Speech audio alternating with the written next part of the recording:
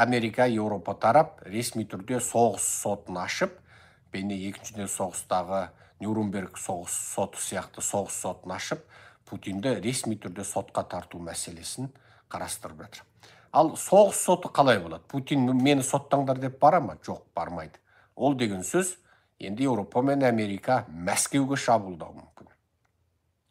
Путинді тұтқындау үшін беріл деп белгілі мерзім қояды. Белгілі мерзім қоймаса, Мәскеуге шабуыл басталуы мүмкін. Зымырандық атқылаулар. Қысқасы қалай болмасын, алдымен Путинді соғыс қылмыскер деп өздері бір ымыраға келіп, Еуроодақ не натолық деңгейде келісімге келсе, енді ресми түрде Путинді тұтқындау операциясы басталуы мүмкін.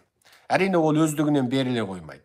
Сондықтан ол орыста бір дүмпу тудыру үшін орыстың қаладарын атқылау басталуы мүмкін. Ал атқылау Еуропа Америкадан тіке емес, Украинге атқылағыш қарулар беру мүмкін. Енді сол Украин қолына тиген соңғы үлгідегі атқылағыш қарулардан, шабуылдық сипаттағы қарулардан кейін Ресейге шабуыл жасап, мысалы Мәскеудің бір бөлігін қирататын болса, онда кәдімгі Ресейде саяси өзгерісіне, орда өзгерісі болуы мүмкін, ары қарай оның өзі Путиннің қолға түсуіне апаруы мүмкін. Соғысты ешкім алдын ала болжай алмайды. Бірақ өте бір үлкен оқиға сол Бучадағы қырғын, Ресейдің өтірігі, ол өтіріктерінің шетел спутниктері тарапынан, дрондары тарапынан ашылып қалуы, ғаламдық бүкіл ғарышта спутнигі бар елдің бәрі қазір орысша олап алған қаланың төбесіне спутнигін әкеп, сол жерде не болғандығын бақылап отыр. Тіпті велосипедпен кетіп бара жатқан адам тура қақшекеден атып өлтірген, снайпер өтіп өлтірген, сол велосипедін мінген қалпында құлаған, сол велосипеді жаңағы денесімен бірге екі аяғының ортасында велосипеді қалып өлген, осылар тұр. Енді тағы бір әйелдің куәлігінде көршісі ағаш алып келуге, ағаш балталап келуге сыртқа шығады. Есігінен шыға бергенде атып өлтіреді. Себебі бүкіл жылу жүйесі тоқтаған, газ тоқтаған, электр тоқтаған, үй болса аңырап тұр, суық, ештеңе істеуге келмейді. Енді балконда болса да от жағып, бала-шағаны асырау керек. Далаға шығып, отын алып келетінде қабат үйдің адамы атып өлтірілген. Ал тағы бір деректерде, мынау тура Қытайдағы сұмдық сияқты телефоннан тексеру. Мысалы, телефоннан тексеру. Не жағдай дегенде, Украинның адамдарын бірден орыстың әскерлері бірден үйді-үйге тінтіп отырып телефондарын тексерген. Кімде-кімнің телефондарында анти-орыстық, яғни орысқа қарсы видеолар, фотолар болса, немесе Украин тарап таратқан медиаларды шолған болса, бір-біріне жіберген болса, дереу сол жерде үкім шығарып ата салады. Бұл қолға түскен қарапайым тұтқындарды бұндай ату, соғыс тұтқындарына, тіпті қарапайым халық емес, азаматтық қоғамның халық емес, соғыс тұтқындарының өзіне бұндай өлімге үкім етуге халықаралық соғыс туралы келісімдер мен тұтқындар туралы келісімдер, оның бәрі тиым салған. Женева конвенциясы тиым салған.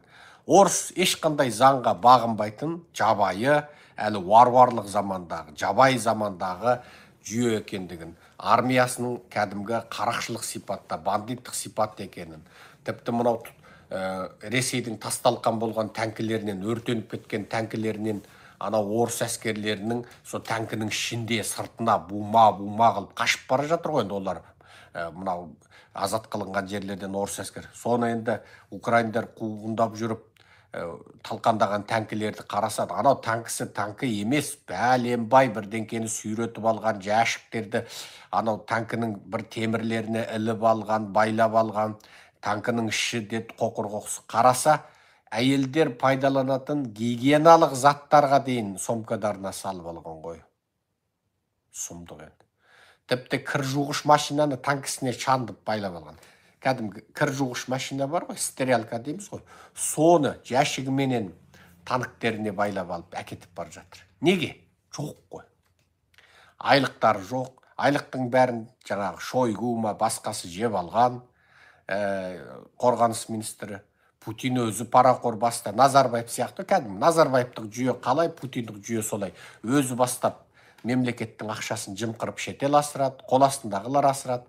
Анау әскердегілер жылдар бойы айлық көрмеген, әскерилерге берілетін қаржы көрмеген, анау киімдерінің өзі қайыршының киімі сияқты. Ана бір әскери өзі айтады, мен айлық көрмеген бәлен уақыт.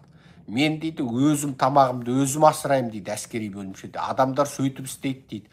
Біз анау мемлекеттен бір тұтас асқана анау мынау деген болмай кетті дейді. Біз өзіміз асыраймыз дейді. Кәдімгідей өздері кәдімгі тамақ жасап, өздері нетеді. Кәдім сұмдық енді.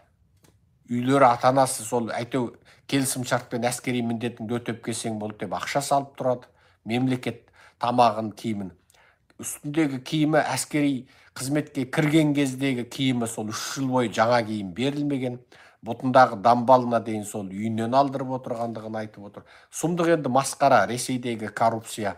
Анау әскерлер еркек қой енді бәрі. Солардың сумкаларынан енді әйелдердің қолданатын гигиеналық заттарына дейін, бетке жағатын май, крем, ерінге жаққыштарына дейін, басқа да заттарына дейін шыққаннан кейін украиндер жағасын ұстап отыр ғой. Мыналар түк көрмеген кәдімгі жабайы қарақшы деп. Енді орыстың былығы сөйтіп спутникпен де дронмен де ашылып қалып отыр.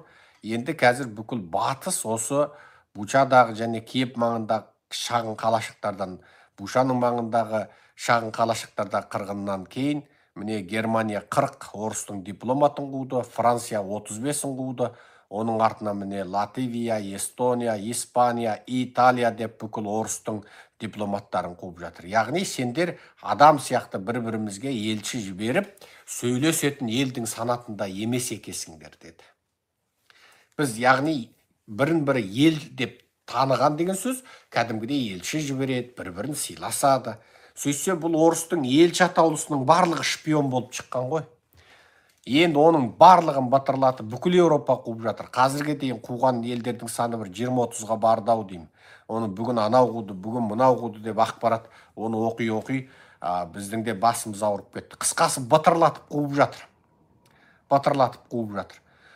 Бұл Ресейге берілген міне ең үлкен соққы. Адамзаттың осы уақытқа дейінгі тарихында қаншама елдер бірімен бірі қырғи-қабақ болып соғысса да бұндай болмаған. Ал Америка ең бастады, ол алдыда Путинді және Лавровты тағы басқаларды Америкаға келуге басып бүтін тиімді тастады, үзіп тастады.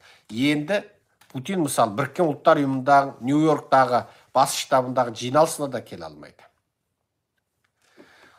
Ал бұл деген сөз Американың көзқарасы Ресейге деген тарихта бұл екі держава, тіпті анау Кубадағы атом дағдарысы деген дағдарыс естеріңізде бар ма? Совет одағы ертеде. Оны айтса мен тарихқа кетіп қалам.